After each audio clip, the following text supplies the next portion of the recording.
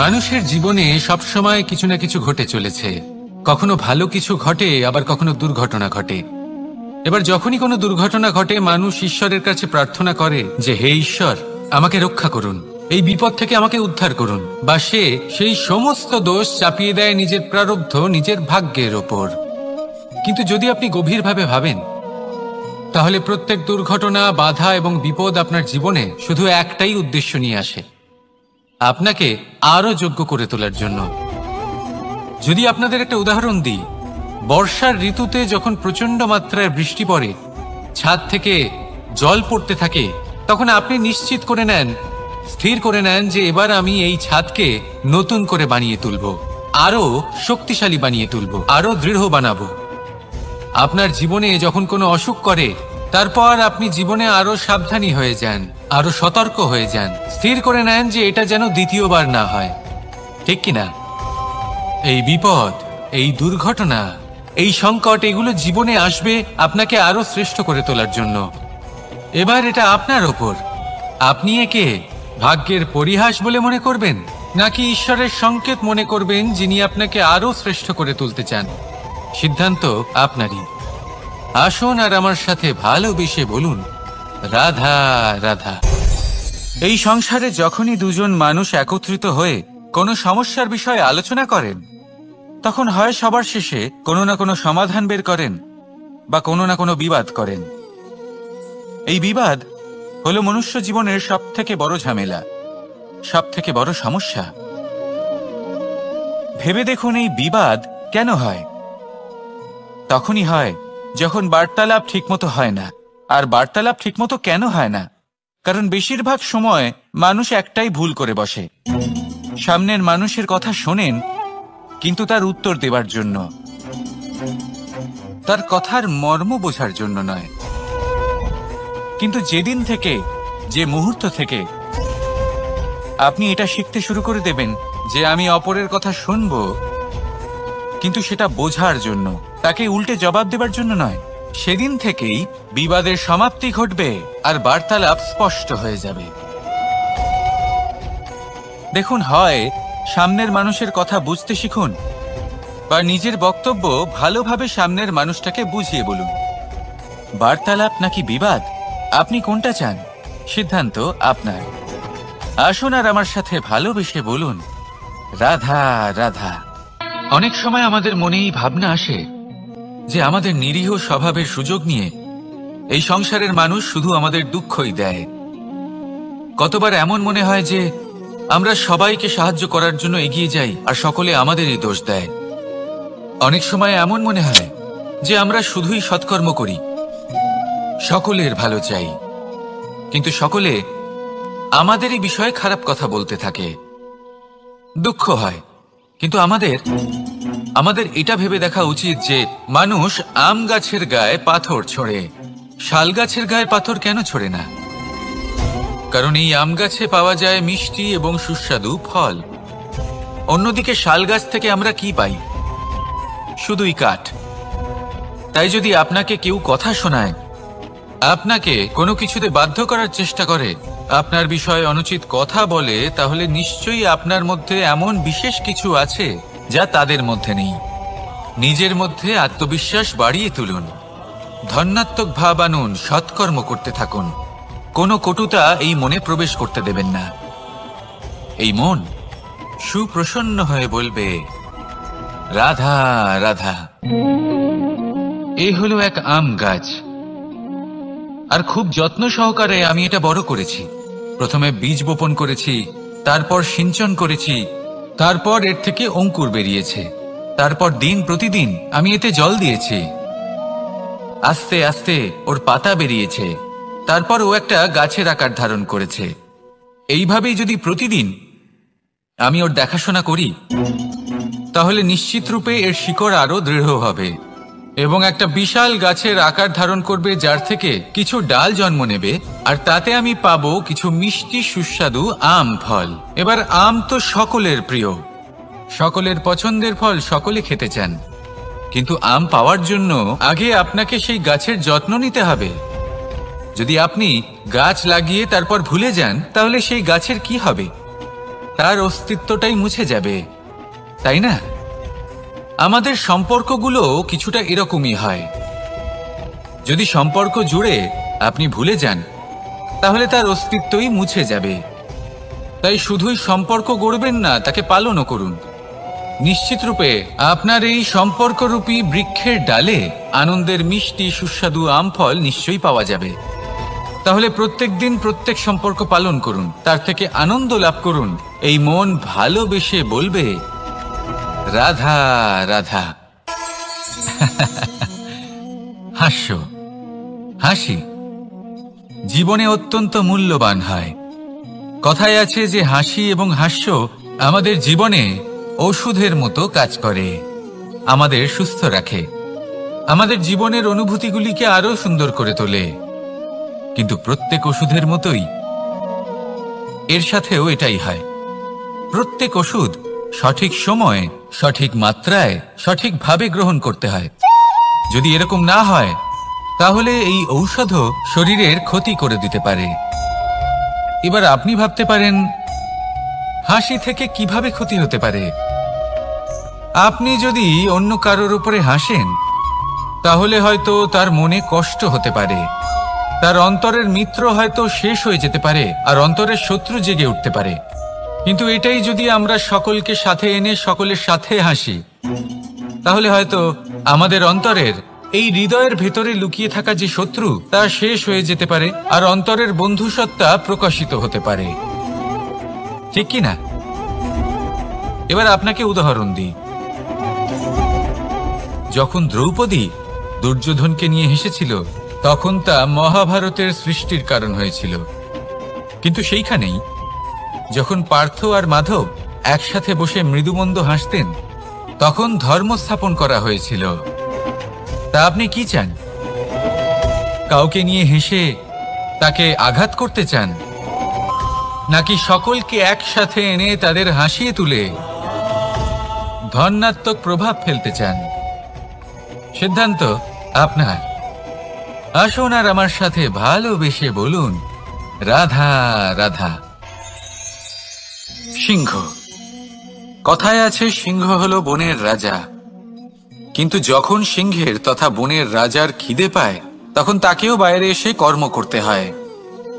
কোন হরিণ নিজে সিংহের সামনে এসে এটা বলে না যে, আরে আপনি হলেন বনের রাজা, আপনি আমাকে ভোজন রূপে গ্রহণ করুন, আমি নিজের প্রাণদান করতে প্রস্তুত রয়েছি। এমন তো কখনোই হয় না। সিংহকে গুহা থেকে বাইরে বেরোতেই হয়, বনে ঘুরে বেড়াতে হয়, ধৈর্য ধরতে হয়, বিভিন্ন ধরনের পরিশ্রম করার পরেই তার ক্ষুধা নিবারণ হয়। হরিণ নিজে থেকে তার কাছে চলে আসে না। সেইভাবেই জীবনে কি সাফল্য আমাদের কাছে নিজে থেকে হেঁটে আসে? কখনোই আসে না। ততক্ষণ আসে না যতক্ষণ না আমরা পরিশ্রমের পথে চলা শুরু করছি। পরিশ্রম করতে থাকুন, এই পরিশ্রমের পথে অগ্রসর হতে থাকুন। যতক্ষণ আপনি পরিশ্রমের পথ ধরে এগোতে থাকবেন, সাফল্য আপনার কাছে আপনা আপনিই চলে আসবে। তাহলে জীবনে নিরন্তর প্রয়াস করুন, পরিশ্রম করতে থাকুন, সাফল্য লাভ করুন, আর আমার সাথে ভালোবেসে বলুন, রাধা রাধা।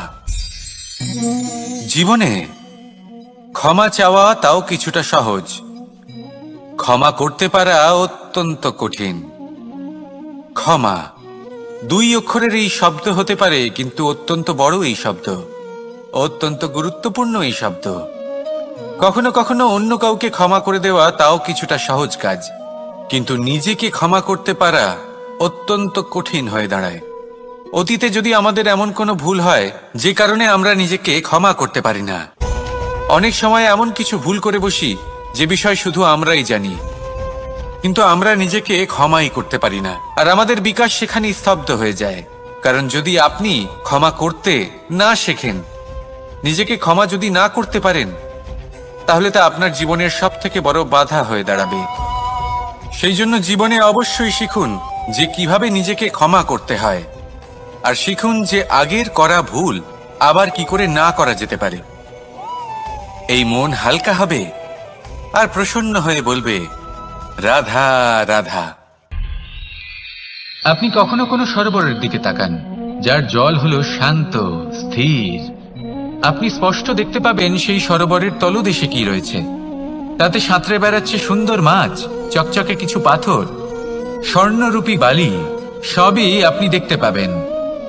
কিন্তু যখনই আপনি একটা ছোট্ট পাথর তুলে সেই জলে ছুঁড়ে ফেলবেন, তখন সেই জল বিচলিত হবে আর সেই স্পষ্টতা ন্যূনতম হয়ে যাবে।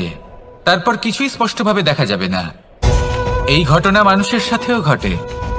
মানুষ যদি বিচলিত হয়ে পড়ে, তখন সে বুঝতে পারে না যে বর্তমানে কি হয়ে চলেছে আর ভবিষ্যতে কি করা উচিত। কিন্তু সেই মানুষ যদি শান্ত থাকেন, স্থির থাকেন, ধন্যাত্মক থাকেন, তাহলে নিশ্চিত রূপেই বুঝতে পারবেন যে বর্তমানে কি করতে হবে আর ভবিষ্যতে কি করতে হবে। তাই নিজের মধ্যে সেই স্থিরতা আনুন, সেই ধৈর্য ধরুন, নিজেকে শান্ত রাখুন আর সবার মধ্যে ভালোবাসা ছড়িয়ে দিন। এই মন প্রসন্ন হয়ে বলবে, রাধা রাধা। সম্পর্ক এ হলো এক বন্ধন যা আমাদের এক সূত্রে বেঁধে রাখে। কিন্তু এমন কিছু ব্যক্তি থাকেন যারা এই সম্পর্কের বিষয়ে নিজস্ব একটা ধারণা করে ফেলেন যে সম্পর্ক এরকম হওয়া উচিত, সম্পর্ক সেরকম হওয়া উচিত। আমি এই সম্পর্কের জন্য কত কিছু করেছি এই ব্যাখ্যা করতে থাকেন আর তার বদলে অনেক কিছু প্রত্যাশাও করেন। কিন্তু সত্য হলো এটাই যে সব সম্পর্ক একরকমের হয় না, কিন্তু প্রত্যেক সম্পর্কের একটা বিশেষত্ব থাকে। যেমন চোখ আর নাকের এই সম্পর্ককেই দেখুন। চোখের সব থেকে কাছে কে আছে? নাক আছে। কিন্তু এই চোখ দিয়ে এই নাককে আমরা দেখতেই পাই না। তবে কি ধরে নেব এই সম্পর্কের কোনো মূল্য নেই? এমনও নয়। ঠিক এইভাবেই যদি কোনো ব্যক্তি তার আবেগ আপনার কাছে ব্যক্ত করতে না পারেন বা প্রকট করতে না পারেন বা আপনাকে বোঝাতে না পারেন, তাহলে তার মানে এটা নয় যে তার সাথে আপনার সম্পর্কের তিক্ততা রয়েছে। এমনটা কখনোই নয়। শুধু চোখ আর নাকের এই সম্পর্কের মতোই হলো আমাদের জীবনে আমাদের আপনজনের সাথে সম্পর্ক। যদি কারোর ব্যবহার আপনার প্রতি অনুচিত হয় বা যদি কেউ অনুপস্থিত থেকে থাকে বা কেউ যদি আপনাকে বুঝতে না পারেন, তাহলে তার অর্থ এটা নয় যে আপনি সেই সম্পর্ক ভেঙে ফেলবেন। বুঝুন, আপনার জীবনে তার গুরুত্ব কোথায় আর তার জীবনে আপনার। সম্পর্ক গড়ে তুলুন, তাকে পালন করতে শিখুন, একসাথে মিলে চলুন। এই মন সুপ্রসন্ন হয়ে বলবে, রাধা রাধা। প্রারম্ভ শূন্যের দ্বারা হয়ে থাকে। তা সে ব্রহ্মাণ্ডই হোক, পৃথিবীই হোক, আদি ইত্যাদিই হোক, সবাই নিজের অস্তিত্ব শূন্য থেকে লাভ করে। এই শূন্য যার নিজের কোনো অস্তিত্ব নেই, কিন্তু সে সকলকে অস্তিত্ব দান করে থাকে। আমাদের এই শূন্যের মতো হতে হবে। যে আমাদের সাথে যুক্ত হবে তাদের অস্তিত্ব অনেক বেশি প্রখর হবে, বিশাল হবে, শ্রেষ্ঠ হবে। কিন্তু যেই আমরা তাদের থেকে দূরে যাব, তারা আমাদের উপস্থিতির আভাস পাবে, আমাদের গুরুত্ব বুঝতে পারবে। শূন্যই হলো সূত্রপাত, শূন্যই হলো সমাপ্তি। শূন্যকে কেউ যতই ছোট মনে করুক, কিন্তু এই শূন্য অত্যন্ত গুরুত্বপূর্ণ। তাই এই শূন্যের মতো হয়ে উঠুন আর আমার সাথে ভালোবেসে বলুন, রাধা রাধা। সাগরের ঢেউ সমুদ্র তটে ধাক্কা খেয়ে, পাথরের সাথে ধাক্কা খেয়ে তার আকার বদলে দিতে পারে। বিভিন্ন আকারের পাথরে এদের ঘষে ঘষে গোলাকার বানিয়ে দিতে পারে। কিন্তু এই সাগরের ঢেউ এদের নিজেদের আকার কখনো বদলায় না। কিন্তু এমন কেন? কারণ এরা বিচ্ছিন্ন হয়েও আবার একত্রিত হতে জানে। অর্থাৎ যখন এরা বিচ্ছিন্ন হয় তখন মতভেদ অবশ্যই, কিন্তু আবার একত্রিত হওয়া হলো এদের একতার প্রতীক। দেখুন, ঝগড়াঝাঁটি, তর্ক বিতর্ক, মতভেদ এগুলো জীবনের অভিন্ন অঙ্গ, কিন্তু এদের কখনো মনে প্রবেশ করতে দেবেন না। যদি মনে প্রবেশ করেও ফেলে, তাদের মনে ঘর করতে দেবেন না, এদের বের করে ফেলুন। এই ঝগড়াঝাঁটি, তর্ক বিতর্ক, মতভেদ এদের সারা জীবন সাথে নিয়ে চলবেন না। যদি একসাথে নিয়ে চলতে চান, তাহলে সকলকে একসাথে নিয়ে চলুন, ঢেউয়ের মতো। একতায় বিশ্বাস রাখুন। একসাথে মিলে যদি এগোতে থাকেন, তাহলে অনেক দূর পৌঁছবেন। নয়তো শুধু দূরের কথা ভেবেই যাবেন। কি চান সেই সিদ্ধান্ত আপনারই। আসুন আর আমার সাথে ভালোবেসে বলুন, রাধা রাধা। এই সাগর হলো বিশাল। কথায় আছে যে জীবনের উৎপত্তি সাগর থেকেই হয়েছে। কথাটা ঠিকও। এই সাগরই আমাদের ভিন্ন ভিন্ন ধরনের বনস্পতি প্রদান করেন, মণি এবং মুক্ত প্রদান করেন। আমরা কতটা তুচ্ছ সেই বিষয়ে আমাদের উপলব্ধি ঘটান, আমাদের প্রেরণা প্রদান করেন, যাতে আমরাও সাগরের মতো বিশাল হয়ে উঠতে পারি। এই সাগরের অনেকগুলো গুণ আছে যা আমরা শিখতে পারি। আজ আমি কথা বলবো একটা বিশেষ গুণের বিষয়। বেশিরভাগ মানুষ মালিন্য, নোংরা পদার্থ, নোংরা বস্তু, অপদ্রব্য এই সাগরে ভাসিয়ে দেন। কিন্তু সাগর এই পদার্থ নিজের মধ্যে একত্রিত করে রাখেন না, এই সব নিজের ভেতর থেকে বাইরে বের করে দেন। এ হলো অত্যন্ত শ্রেষ্ঠ একটা গুণ। কিন্তু এই কাজকেও সার্থক করার জন্য সাগরেরও একটা তটের প্রয়োজন পড়ে, যেখানে সাগর এই সব বস্তু বাইরে বের করে ফেলতে পারে। আর মানুষও ভিন্ন কিছু নন। দেখুন, মানুষেরও তো একটা তটের প্রয়োজন পড়ে। এই তট, তিনি হয়তো আমাদের গুরু হতে পারেন, আমাদের মা বাবা হতে পারেন, ভাই বা মিত্র হতে পারেন, বা হয়তো সেই সমস্যাগুলি যার থেকে আমরা দূরে পালিয়ে যাচ্ছি। কারণ যখন আপনি এই সমস্যাগুলির সম্মুখীন হবেন, শেষ পর্যন্ত আপনি শিক্ষাই পাবেন। সব থেকে বেশি গুরুত্বপূর্ণ এই মনকে পবিত্র রাখা। আর তার জন্য একটাই উপায় আছে, এই মন তার মন্থন করা। যদি এই মনের মন্থন করেন তাহলে পূর্ণরূপে পবিত্র হবেন। আর এই মন, আপনি তো জানেনই, প্রসন্ন হয়ে বলবে রাধা রাধা। নেকড়ে, নেকড়ের বিষয়ে আমরা সকলে জানি। ওরা খুবই নিষ্ঠাবান এবং অত্যন্ত সতর্ক থাকেন। ছোট ছোট মূর্খতা করে বসেন।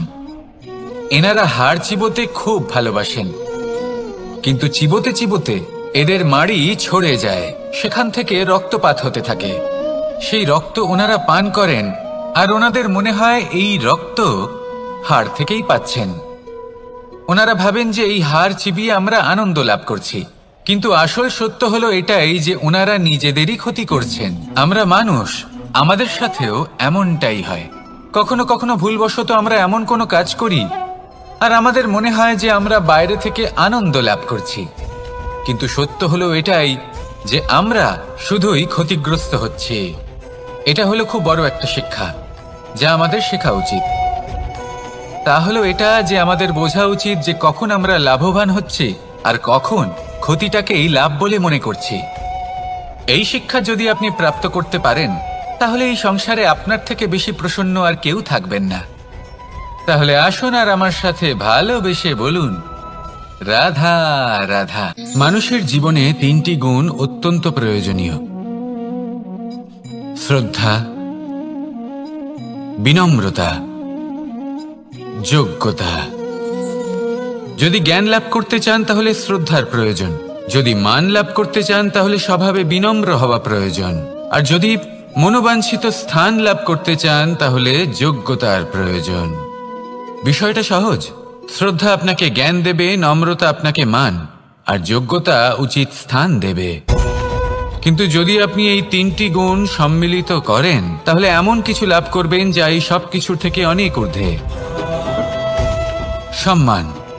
আর এ হলো সেই সম্মান যা প্রত্যেক মানুষের নিজের জীবনে লাভ করতে চেষ্টা করা উচিত। কারণ এই হলো সেই সম্মান যার কারণে আপনি চলে যাওয়ার পরেও এই সংসার আপনাকে ভালোবাসবে আর মনে রাখবে। আসুন আমার সাথে ভালোবেসে বলুন, রাধা রাধা। বনের মধ্যে যদি আপনি কোনো বিষাক্ত সাপ দেখেন তাহলে কি করবেন? আপনি তখনই তার থেকে দূরে পালাতে চেষ্টা করবেন। আর এটা কেন করবেন? নিজের রক্ষার্থে। এই কথা আমি নয় মেনে নিলাম, কিন্তু নিজের জীবনে এটা করেন না কেন? আপনি যেখানেই যান, যে স্থানেই যান না কেন, প্রত্যেক সময় প্রত্যেক মুহূর্তে এমন বিষাক্ত সাপ আপনি অবশ্যই খুঁজে পাবেন। আর সেই সাপ নয় যাদের আপনি বনে খুঁজে পাবেন, এরা হলো সেই সাপ যা আপনাকে পাপ করতে বাধ্য করবে। আপনার অন্তরের বাসনা, ক্রোধ, অহংকার, লোভ, ঈর্ষা এদের বৃদ্ধি ঘটাবে। দেখুন, বনের এই সাপ আপনাকে একবার ছেড়ে দিতেও পারে, ছোবল নাও মারতে পারে, কিন্তু এই যে পাপরূপী সাপ আছে তা অবশ্যই ছোবল মারবে। কর্ম যদি করেন তাহলে অবশ্যই ফল পাবেন। সেই জন্য যখনই কোথাও যাবেন, যদি এমন কাউকে দেখেন, যদি এমন কিছু দেখেন যে আপনাকে পাপ করতে বাধ্য করছে, তাহলে সেই মুহূর্তে সেখান থেকে পালিয়ে যান। যেমন বনের সাপ দেখে আপনি পালাতে থাকেন। সৎকর্মের রক্ষা অত্যন্ত আবশ্যক। আসুন আর আমার সাথে ভালোবেসে বলুন, রাধা রাধা। যদি কোনো সিংহ বানরের মতো গাছে চড়তে চেষ্টা করে তাহলে কি হবে? একটা মাছ যদি মাটিতে হাঁটতে চেষ্টা করে তাহলে কি হবে? তারা বিফলই হবে। কিন্তু এরকম কেন হয়? তার কারণ হলো প্রকৃতির রচনা কিছুটা এরকম। এখানে প্রত্যেকটি ব্যক্তিকে, প্রত্যেকটি প্রাণীকে আলাদা আলাদা গুণের অধিকারী করা হয়েছে এবং সকলকে একটা সীমাও প্রদান করা হয়েছে। এবার এই যে বৃক্ষ, পশু, পাখি, এদের মধ্যে সেই ক্ষমতাই নেই যে এরা নিজেদের যাচাই করতে পারবে, নিজেদের সীমাগুলো বুঝতে পারবে, নিজেদের সদ্গুণগুলো চিনতে পারবে। এরা সেটা করতে পারবে না। কিন্তু মানুষ তো আলাদা। মানুষের কাছে সেই বিশেষ শক্তি আছে যে তারা পূর্ণরূপে নিজেদের যাচাই করতে পারবে, নিজেকে পূর্ণরূপে বুঝতে পারবে, নিজের দোষ, নিজের অপগুণ, নিজের সদ্গুণ, নিজেদের সীমাগুলো তারা বুঝতে পারবে। আর এটা অত্যন্ত গুরুত্বপূর্ণ। কথায় আছে যে যদি সাফল্য লাভ করতে হয় তাহলে নিজেকে যাচাই করে নিতে হবে। তাই নিজেকে যাচাই করুন, নিজের সাথে পরিচিত হয়ে যান এবং জীবনে কর্ম করতে থাকুন। সাফল্যের শিখরে অবশ্যই পৌঁছে যাবেন। আর ওখানে যদি যান তাহলে এই মন প্রসন্ন হয়ে অবশ্যই বলবে, রাধা রাধা। অন্ধকারাচ্ছন্ন রাত্রি যদি এসে থাকে তাহলে আলোকিত প্রকাশ নিয়ে সূর্যও অবশ্যই আসে। রোগ যদি এসে থাকে তাহলে তার ওষুধও অবশ্যই আসে। সমস্যা যদি আসে তাহলে সেই সমস্যার সমাধানও নিজে থেকেই আমাদের কাছে চলেই আসে। এই সংসার, এই জীবনের শুধুমাত্র একটাই নিয়ম আছে, আর তা হলো এটাই, এই সংসার হলো একটা চক্রের মতো। এতে শাশ্বত বলে কিছু নেই, নিত্য বলে কিছু নেই। আর যা কিছুই রয়েছে সব বদলাতে চলেছে। যদি আপনার জীবনে দুঃখ থাকে, সমস্যা থাকে, যদি আপনি বিপদ দ্বারা আচ্ছন্ন, তাহলে মনে রাখবেন সবকিছু বদলে যেতে চলেছে। দুঃখের সময় কাঁদবেন না, মনকে আরো দুঃখী করে তুলবেন না, কারণ এখানে যা কিছুই এসেছে তা যাওয়ার জন্যই এসেছে। তাহলে এত চিন্তা কিসের? আনন্দ সহকারে জীবনযাপন করুন আর আমার সাথে ভালোবেসে বলুন, রাধা রাধা। রাত্রিবেলায় যখন আলোকিত জোনাকিদের দেখেন তখন মন প্রসন্ন হয়ে ওঠে। এদের দেখতে খুবই সুন্দর লাগে। আর এমন ঠিক কেন হয়? প্রথম হলো এটাই যে রাতের বেলায় চতুর্দিক অন্ধকারাচ্ছন্ন থাকে।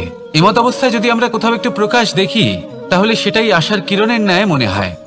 সেই প্রকাশই আমাদের মন প্রসন্ন করে তোলে। আর সেই জন্য যে সকল মানুষ রাতের বেলায় কোনো জোনাকি দেখতে পান তারা প্রসন্ন হয়ে যান।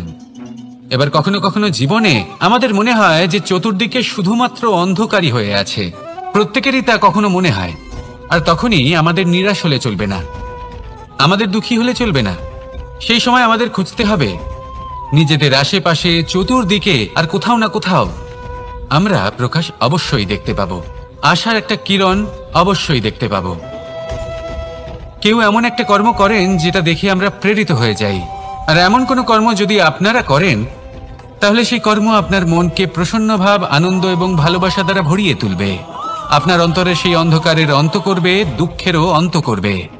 আর এই মন প্রসন্ন ভাব নিয়ে বলবে, রাধা রাধা। মনুষ্য জীবনের সবথেকে বেশি গুরুত্বপূর্ণ বিষয় হল মনের একাগ্রতা। এই সংসারের যে কটি মহান কার্য সম্পাদন হয়েছে তা হল মনের এই একাগ্রতার একমাত্র ফল। আপনি অবশ্যই দেখে থাকবেন অনেক ছোট বড় নদী যা বয়ে চলে তাদের সামনে একটা বাঁধ নির্মাণ করা হয় সেই সব নদীর জল সঞ্চয় করতে। বাঁধ হয়ে গেলে প্রয়োজন মতো বা মনের ইচ্ছে মতো তাকে ব্যবহার করা সম্ভব। এবার এটাই আমাদের মনের সাথেও সম্ভব। আমাদের মনের একাগ্রতা আজকের দিনে দাঁড়িয়ে বিভিন্ন ধরনের বিকার, ক্রীড়া এবং ভোগের মধ্যে ভাগ হয়ে গেছে। একে একত্রিত করতে হবে, একটা বাঁধ নির্মাণ করতে হবে, কর্মের বাঁধ। আপনাকে শুধু এটাই করতে হবে, যেটা উচিত কর্ম সেটাই করুন, যেটা অনুচিত কর্ম সেটা করা থেকে নিজেকে বিরত রাখুন। ব্যাস, এই কাজটাই আপনি করতে থাকুন, করতে থাকুন। মনের মধ্যে একাগ্রতার বাঁধ নির্মাণ করুন। আর একবার যদি তা নির্মাণ হয়ে যায় তাহলে যখন চাইবেন, যেখানে চাইবেন, যতটা চাইবেন একাগ্রতা প্রয়োগ করতে পারবেন। আর একবার যদি আপনি এটা শিখে যান তাহলে এই সংসারকে বদলে ফেলার মতো কাজ আপনি করতে পারবেন, সমাজকে শোধরাবার মতো কাজ করতে পারবেন। তাহলে এই মনকে একাগ্র করুন আর আমার সাথে ভালোবেসে বলুন, রাধা রাধা।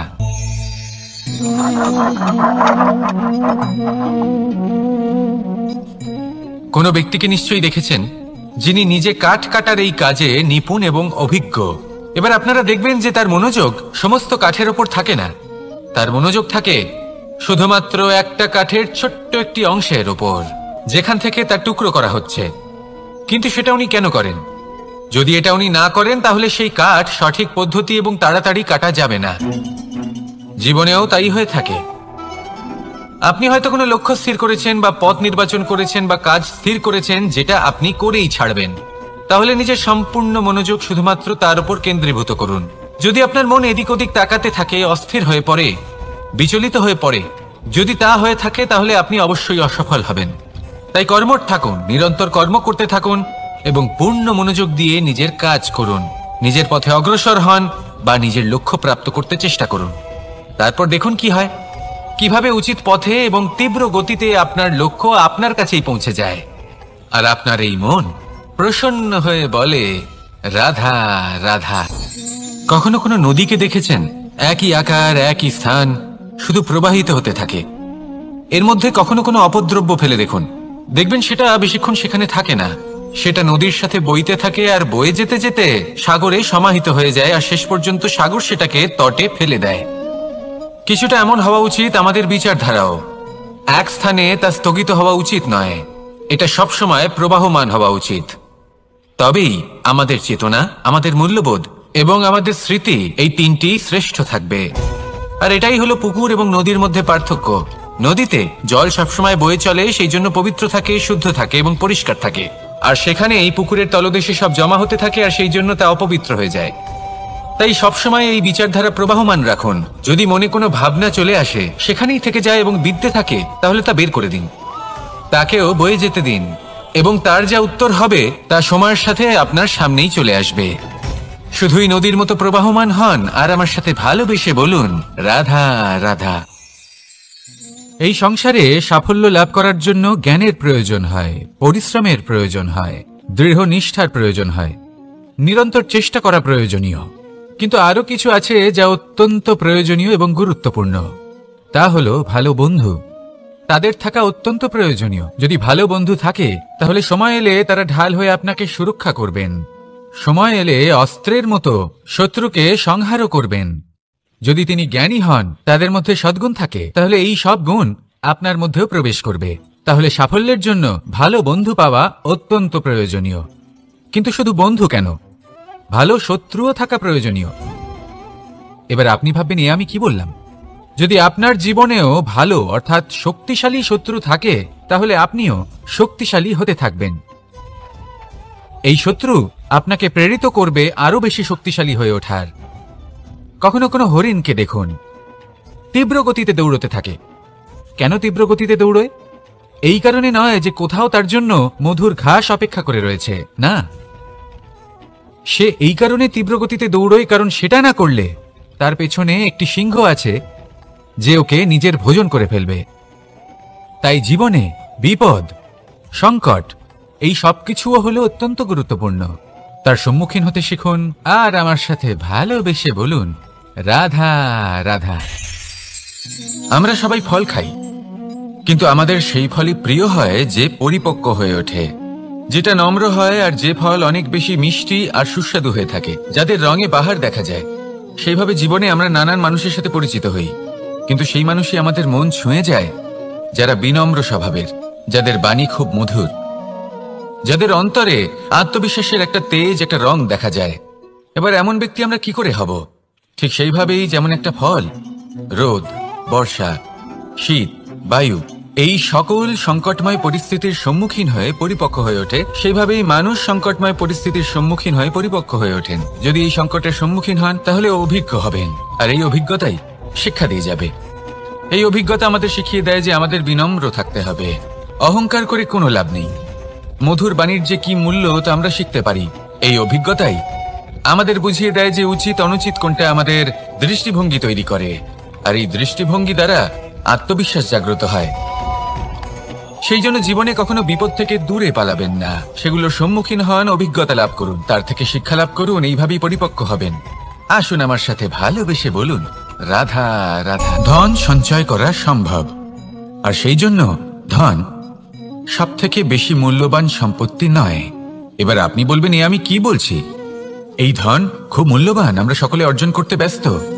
সেটা এই কারণে, কারণ আপনারা জানেন না এই সংসারের সব থেকে বেশি মূল্যবান সম্পত্তি কি। এ হলো সেই সম্পত্তি যা কখনো সঞ্চয় করা সম্ভব নয়।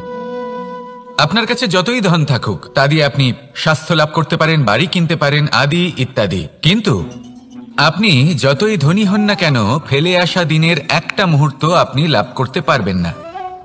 এই একটা মুহূর্ত, এই সময়, এটাই হলো সংসারের সব থেকে মূল্যবান সম্পত্তি। একবার চলে গেলে তা কখনোই ফিরে আসে না। আর এই মুহূর্ত যতই চলে যাক না কেন, আমরা স্মৃতির মাধ্যমে সেগুলি যাপন করতে পারি, তার আনন্দ উপভোগ করতে পারি। আর যার সাথে আমরা সময় অতিবাহিত করেছি তার স্মৃতিতে আমরা চিরকাল জীবিত থাকতে পারি। সেই জন্য সময় সব থেকে মূল্যবান সম্পত্তি, তাকে এইভাবে নষ্ট করবেন না। প্রত্যেকটা মুহূর্ত উপভোগ করুন, আনন্দ করুন, আর ভালোবেসে বলুন, রাধা রাধা। কনক, কি সুন্দর একটা শব্দ। এর অনেকগুলো রূপ রয়েছে, অনেকগুলো অর্থও রয়েছে। প্রথম অর্থ হলো স্বর্ণ, অর্থাৎ সম্পত্তি। দ্বিতীয় অর্থ ধুতুরা, অর্থাৎ গাছের ছোট একটা বীজ, যা কিনা অত্যন্ত শক্তিশালী হয়। যদি বেশি মাত্রায় এর প্রয়োগ করা হয় তাহলে এটা বিষময় হয়ে উঠতে পারে। এই হলো সেই ধুতুরা যার প্রয়োগ মহাদেবের পুজোতে করা হয়। এবার প্রশ্ন হলো এটাই যে এই স্বর্ণ এবং এই ধুতুরার মধ্যে মিল কি রয়েছে। মিল হলো এটাই যে এই দুটোই মানুষকে মত্ত করে তোলে। ধুতুরা মানুষকে তখন মত্ত করে যখন তাকে সেবন করা হয়, কিন্তু স্বর্ণ, ধন, সম্পত্তি, মানুষ এটা যতটাই অর্জন করে নেয় সেটাই যথেষ্ট। এই স্বর্ণ মানুষের ভাবনা চিন্তা করার ক্ষমতাকে বশ করে ফেলে। মানুষ সম্পত্তির লোভে মত্ত হয়ে ওঠে, কারণ যে যত চমৎকারী, যতটা অমূল্য হয় তাকে সামলানো কিন্তু ততটাই কঠিন, তাই না? তাই মনে রাখবেন, ধন, স্বর্ণ, সম্পত্তি এগুলো ধুতুরার থেকেও অনেক বেশি বিষাক্ত হতে পারে। তাই এর ওপর আত্মসংযমের একটা কবচ পরিয়ে রাখবেন এবং বিবেকের শক্তির সাথে এগুলো প্রয়োগ করুন, তবেই কল্যাণ হবে। আসুন আমার সাথে ভালোবেসে বলুন, রাধা রাধা। আমার কাছে যশোদা মা যেমন, আমার কাছে দেবকী মা যেমন, আমার কাছে ঠিক তেমনই হলেন গোমাতা। এবার ভেবে দেখার বিষয় হলো এটা যে এই সংসারে অসংখ্য প্রাণী আছে, একজন গাইকে একজন মায়ের মর্যাদা কেন দেওয়া হয়? তাহলে এর অনেকগুলো কারণ আছে। এই গাই অর্থাৎ গোমাতা, এনারা হলেন অত্যন্ত শান্ত, শান্তিপ্রিয়, কখনো কারোর কোনো ক্ষতি করতেই পারেন না। গোমাতা যে দুধ নিজের বাছুরকে পান করান সেই দুধই আমাদেরও দেন। সেই দুধ পান করে আমরা শক্তি লাভ করি। এই দুধ থেকে আমরা মাখন, ঘি, পায়েস, এইসব সুস্বাদু খাবার লাভ করি। গোমাতার গোবর আমাদের জ্বালানি হিসেবে সাহায্য করে, যার ফলে খুব কম সংখ্যক কাঠ ব্যবহার করা যায় এবং বেশিরভাগ জঙ্গল সুরক্ষিত থাকে। গোমাতার গোমূত্র, সেটাও আমাদের কাছে লাভজনক। এর দ্বারা আমরা অনেক রোগ থেকে মুক্তি লাভ করতে পারি। গোমাতা যখন একটি বাছুরকে জন্ম দেন তখন সেই বড় হয়ে আমাদের ক্ষেত কর্ষণ করে। সেই জন্য গাইকেও জীবনে মায়ের মর্যাদা দেবেন। যতটা সম্ভব তাকে সেবা করুন এবং ভালোবেসে তাকে পালন করুন। এই মন নিজে থেকেই প্রসন্ন হয়ে বলবে, রাধা রাধা। মধু কারই না পছন্দ বলুন তো? অত্যন্ত সুস্বাদু হয় এই মধু, মিষ্টি খেতে হয় এবং তা শক্তিও প্রদান করে। এবং প্রত্যেকটি মিষ্টি পদার্থের মতোই এতেও খুব তাড়াতাড়ি পিঁপড়ে ধরে যায়। অন্যদিকে যদি নুনকে দেখি তাহলে বছরের পর বছর রাখলেও এতে পিঁপড়ে ধরে না। এবার যদি কথা বলি বন্ধুত্বের, তাহলে বন্ধুত্ব নুনের মতো হওয়া উচিত, মধুর মতো নয়। যারা সামনে এলে শুধুমাত্র মধুর মধুর কথা বলবে, পরে এতে পিঁপড়ে ধরে যাবে। এটা নুনের মতো হওয়া উচিত। প্রকৃত বন্ধু হলো সে যে সময় এলে পরে আপনার সামনে আপনার প্রকৃত সত্য তুলে ধরবে, তা সে যতই কঠিন হোক না কেন। আপনার দোষ, আপনার অপগুণ, আপনার খামতি আপনাকে বলতে পারবে, যাতে আপনি সেগুলো শুনে মেনে নিয়ে তারপর নিজেকে শুধরোতে পারেন। এটাই হলো প্রকৃত বন্ধুত্ব। কখনো নিজের জীবনের আশেপাশে মন দিয়ে দেখবেন, অনেক সময় এমন মানুষ থাকেন, অনেক বন্ধু থাকেন যাদের দেখে আমাদের মনে হয় যে এনারা খুব কঠোর, এনাদের কথা খুব কটু। কিন্তু বেশিরভাগ এমন মানুষের মনটা যদি বুঝতে পারেন তাহলে দেখবেন তাতে কোনো মালিন্য নেই। এনাদের মন অত্যন্ত পবিত্র হয়। যদি আপনার জীবনেও এমন কোনো ব্যক্তি থেকে থাকে, এমন বন্ধু থাকে, তাহলে তাদের আগলে রাখুন আর আমার সাথে ভালোবেসে বলুন, রাধা রাধা। যতক্ষণ আমরা এই সংসারে জীবিত ততক্ষণ আমাদের সাথে সবকিছু থাকে। আমাদের ধন, সুখ স্বাচ্ছন্দ্য, আমাদের মিত্রগণ, আমাদের পরিবার, এই সমাজ, এই সবকিছু আমাদের সাথে থাকে। যেদিন আমরা এই সংসারকে ত্যাগ করব, এদের মধ্যে কেউ আমাদের সাথে যাবে না। না ধন, না স্বাচ্ছন্দ্য, না সম্পত্তি। এই সকল মানুষ, এই সমাজ, এরা শুধুমাত্রই শ্মশান পর্যন্ত আমাদের সাথে থাকতে পারবেন। তারপরে যদি আমাদের সাথে কিছু যেতে পারে তাহলে তা শুধুই আমাদের ধর্ম।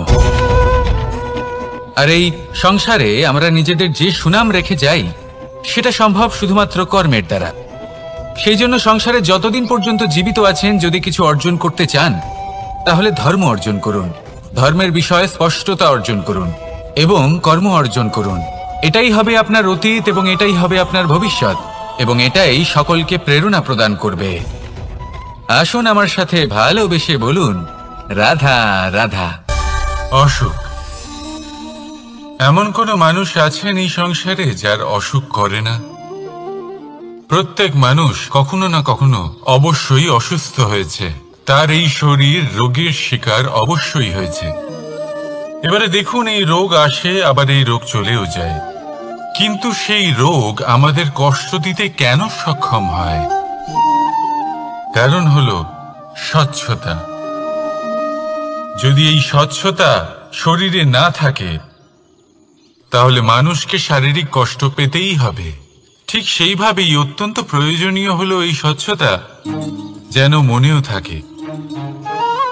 যদি এই স্বচ্ছতা মনে না থাকে তাহলে মানুষ চারিত্রিকভাবে কষ্ট সহ্য করেন। এবারে নিবারণ কি হতে পারে? বড়ই সহজ এর উপশম। যদি রোগ শরীরে হয় তাহলে সর্বপ্রথম স্বচ্ছতা বজায় রাখতে শিখুন, এই শরীরকে পরিষ্কার রাখতে শিখুন। বিচক্ষণতার সাথে এই রোগের সম্মুখীন হন, ভয় পাওয়ার কোনো দরকার নেই। ব্যায়াম করতে থাকুন, সব ঠিক হয়ে যাবে। সেইভাবেই যদি এই অসুখ মনে হয় তাহলে কি করা যায়? সর্বপ্রথম তার আধারের উপরে নজর দিন। আপনার এই আধারই হলো আপনার আহার। যা আপনি আহার করবেন সেরকমই মানুষ হয়ে উঠবেন। সেইভাবেই আপনি যেরকম ভাবেন সেরকমই মানুষ হয়ে উঠবেন। সেই জন্য নিজের ভাবনাকে শুভ করুন, নিজের দৃষ্টিভঙ্গিকে শুভ করে তুলুন, সবকিছু সঠিক হবে। আপনার আমার সবার মধ্যেই এক রাক্ষস বাস করে, তার সম্মুখীন হন, তাকে পরাস্ত করুন। তাহলে এই রোগ সে শরীরেই হোক বা মনের মধ্যে, যদি সঠিক সময় তাকে আটকানো না যায় তাহলে যে কোনো সময় তা মহামারীর রূপ ধারণ করবে। বলতে গেলে এই অভিজ্ঞতা আমাদের সেই শিক্ষা দেয় যার জন্য আমরা সুখের দিকে উচিতভাবে অগ্রসর হতে পারি। সেই জন্য জীবনে যখনই দুঃখ আসবে, দুঃখের এই সময় আসবে, তখন হতাশ হবেন না। বোঝার চেষ্টা করুন এই পরিস্থিতি কেন এসেছে, কি শিক্ষা দিতে এসেছে। যদি আপনি সেই জ্ঞান লাভ করেন, সুখের পথে অগ্রসর হন, তাও উচিত রূপে, তাহলে এই অভিজ্ঞতার উদ্দেশ্য পূরণ হয়ে যায়। তাহলে আসুন আর আমার সাথে ভালোবেসে বলুন, রাধা রাধা। জীবনে শিখরে পৌঁছানোর জন্য মানুষের কি প্রয়োজন হয়ে থাকে? সিঁড়ির। কিন্তু তাও প্রত্যেক মানুষ, প্রত্যেক ব্যক্তি শিখরে পৌঁছতে পারেন না। এর কারণ কি? কারণ একটা হতে পারে যে মানুষ কল্পনা করতে থাকেন কিন্তু সিঁড়ি খুঁজে পান না। কিছু মানুষ খুঁজে নেন, কিন্তু তা পেয়ে এতটাই প্রসন্ন হয়ে যান যে তারপর আর কোনো কর্মই করেন না। খুব সোজা ব্যাপার। অনেক মানুষ সিঁড়ি খুঁজে পান না, আর যদি পেয়েও যান তাও যতক্ষণ না তাতে চড়ছেন সেই শিখরে পৌঁছবেন কি করে? যতক্ষণ না আপনি পরিশ্রম করছেন, যতক্ষণ না সেই সিঁড়িতে আপনি চড়ছেন, যতক্ষণ না ক্লান্ত হচ্ছেন, আপনার পায়ে হাঁটুতে ব্যথা না হচ্ছে, ততক্ষণ এই শিখরে পৌঁছানোর সৌভাগ্য লাভ করতে পারবেন না। তাহলে কল্পনার সাথে কর্ম করুন, পরিকল্পনার সাথে পরিশ্রম করুন, সবকিছু পাবেন। আসুন আমার সাথে ভালোবেসে বলুন, রাধা রাধা।